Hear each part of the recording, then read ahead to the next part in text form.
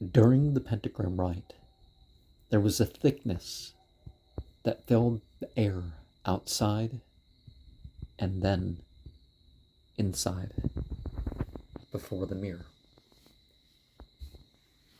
And it was like the rainbowiness and texture of something between plastic and that bubble solution that you dip that thing in and blow. With Surah 36, 53 to 83, I saw 7 yellow peaks.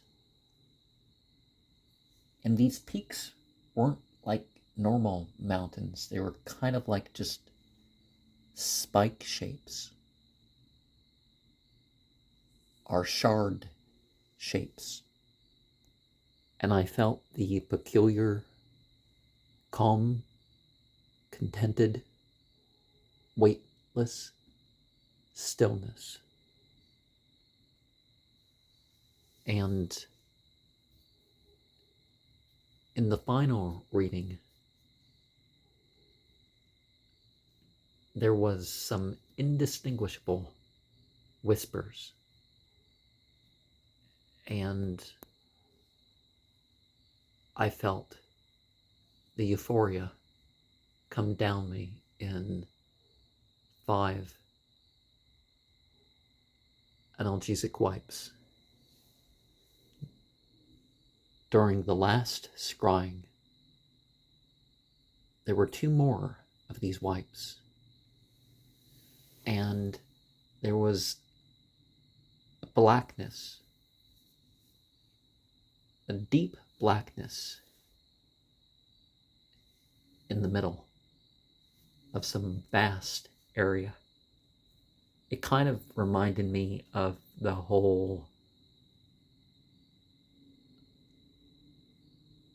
black liquid thing on some of those episodes of X-Files. South Carolina is seen as a microcosm of U.S. history. And some of the same things can be seen over and over again. Just like when I talk about the end times, some of these signs happen every 70-something years. Some of them happen every 1,000 years. Some of them happen once.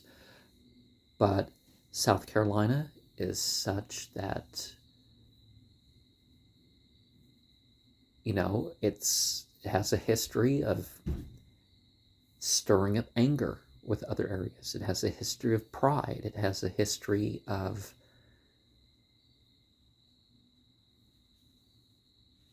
partying and problems, economic problems. Whether they're considered economic problems or not depends on who you're talking about. Certainly, certain rich people that are brought up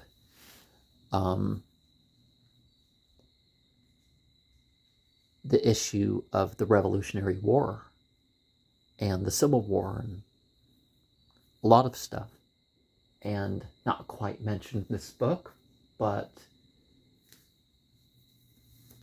Jewish owners of slave trader ships stirring up some stuff. And then, the banking sort of industry. If you're going to look at the history, you're going to find that, but they left out, the connection to those 2 things when they talked about these things in this book. Charleston still has 70 pre-Revolutionary War buildings and 850 Civil War buildings.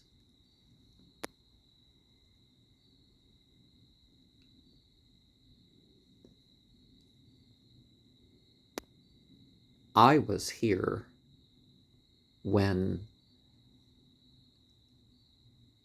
the house here turned 100. And it's, there's only a couple that are older in the whole county where I'm at. So Charleston's preserved its history a lot better. Until relatively recently, the Methodists were basically the most popular type of church that was like one type of church. The Baptists were, of course, the biggest group, and comparison could be drawn between the emotional reaction and some of the Native American tribes. The bringing of the alcohol definitely resulted in issues with the Native American tribes and, everybody else from, as long as it was done. And the idea of medicinal whiskey was because some areas passed laws where, we don't have distilled spirits, so people just drank more, and they just came up with excuses and maybe arranged things where, okay, this person's willing to spend a night in jail, and maybe they took turns or whatever. So there were systems like that arranged. Now, two things that were probably going to be the most important to bring up for a channel like mine is the shape-shifting Plattite and the boo hags, the old hag phenomenon. And I talked to African American, and by African American I mean he was an immigrant, not this nonsense of people being African because they have darker skin. That's not how it works, but he was telling me basically the same thing that they said here about the boo hags, that it's like some weird like sack of meat thing or something that's on you. And that was like the experience that he had. And of course there's some beliefs brought up about that sort of thing in this book. You do get the idea that not everybody treated their slaves the same, and there were issues like all over the place. Obviously, the Gula language is an interesting thing because the slaves kind of mixed, some English here, some French, some Spanish, and, and if you go to the coastal part of South Carolina, you might just overhear some of it because it's still spoken by people. And I would remind people that South Carolina does have the iridescent beetles that are part of the Edgar Allan Poe story, The Golden Bug, and the place mentioned there is, where he was stationed. Not knowing about mosquitoes is certainly something to reckon with, right? Especially with all the diseases that went around back in the day. And now they're engineering new diseases. And most of the earthquakes were around, the one big eastern earthquake.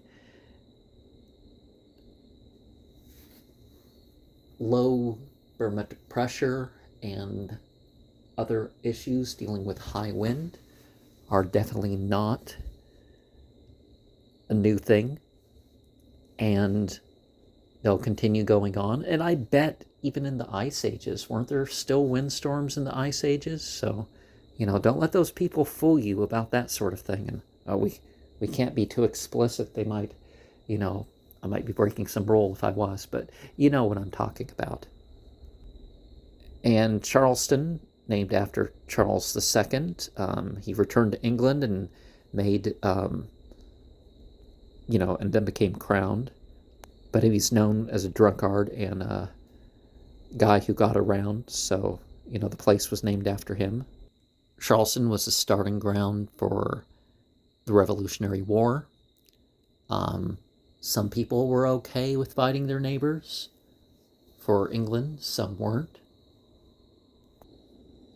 When it comes to the spiritual references that I drew attention to earlier, one of the things about that is a truth to reflect upon is the unguarded cracks, you could say, in your life.